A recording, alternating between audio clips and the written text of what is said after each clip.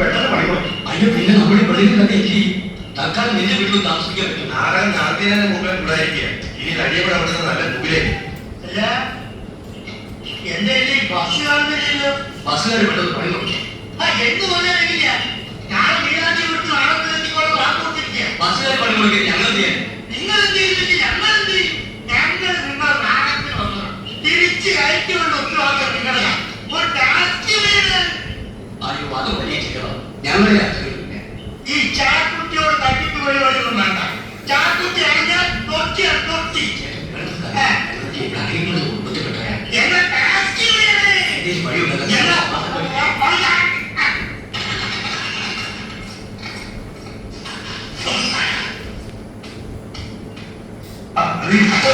നീ കച്ചിയും കൊണ്ട് വരുമ്പോഴേക്കോ ഞാൻ മൂന്ന് നിന്ന് കൊള്ളാം. പലവന്റെ മേക്കിട്ട് ഒന്നും തല്ലുണ്ടാക്കി ഇടയ്ക്കര എന്നെ കിട്ടില്ല.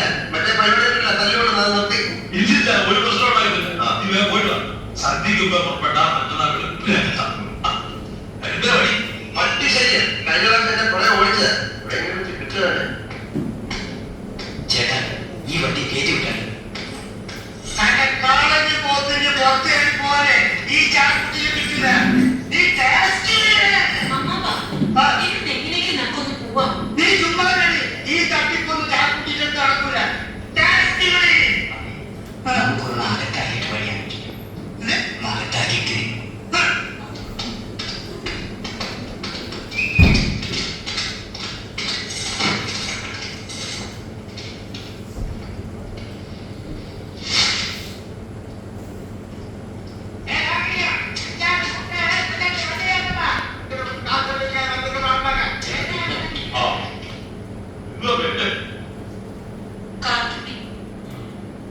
വെളുക്കുമ്പോൾ മീനാക്ഷി കൊടുത്തത് വസൂരിയുടെ 4 വെട്ടി കൊടുക്കാന്ന് പറഞ്ഞിട്ട് ചേട്ടൻ സമ്മതിച്ചിരിക്കുക. ഇപ്പൊ പുള്ളിക്കാരൻ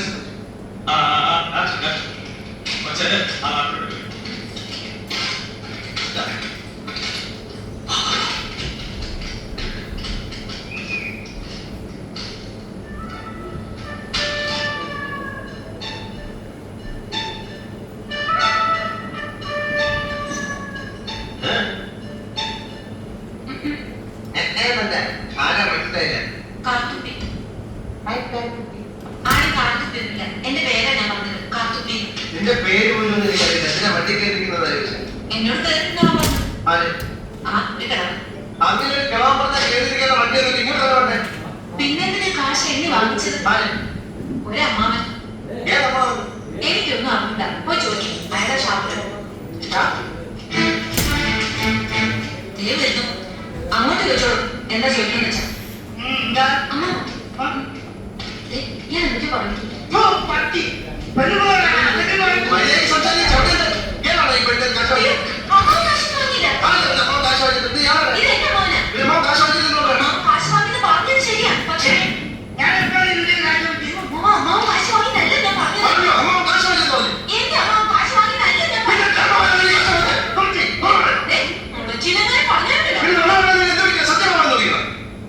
ഞാൻ പറഞ്ഞത് നേരെ ഇത് എന്റെ അമ്മാവൻ.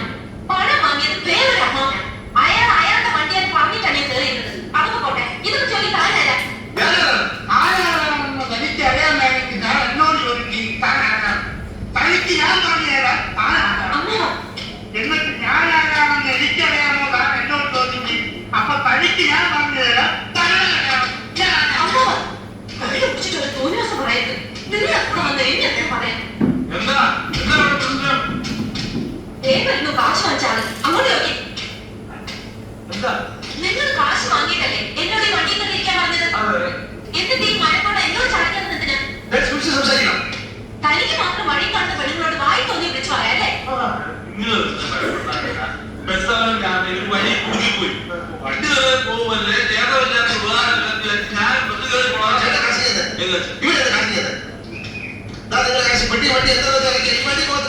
എനിക്കൊന്നും വേണ്ട. വാങ്ങിച്ചവരുടെ കയ്യിൽ തന്നെ തിരിച്ചു കൊടുത്താൽ മതി. ഈ വണ്ടി തന്നെ പോകും. നിങ്ങൾ കാശ് വാങ്ങിയില്ലായിരുന്നെങ്കിൽ അവരെങ്കിലും ഞങ്ങളെ കൊണ്ട് വിട്ടേനെ.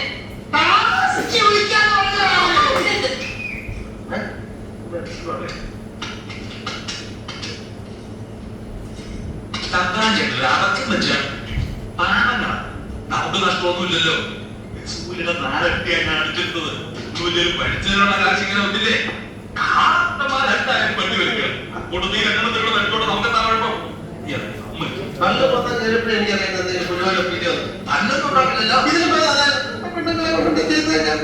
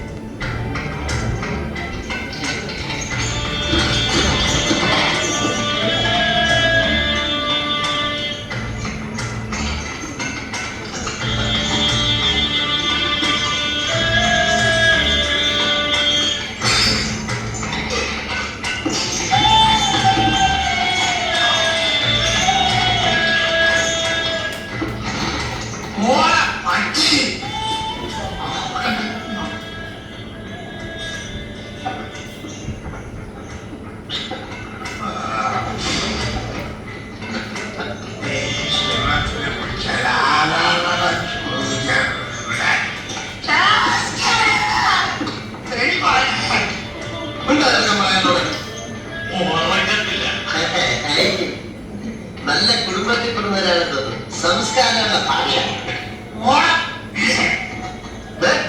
ഇത് ശരിയാവില്ല. ഞാൻ ഇറക്കി വിടുന്നില്ല. ഉറക്കത്തിൽ ബോധമില്ലാതെ പറയുന്നതിന് ഞാനെന്തേ?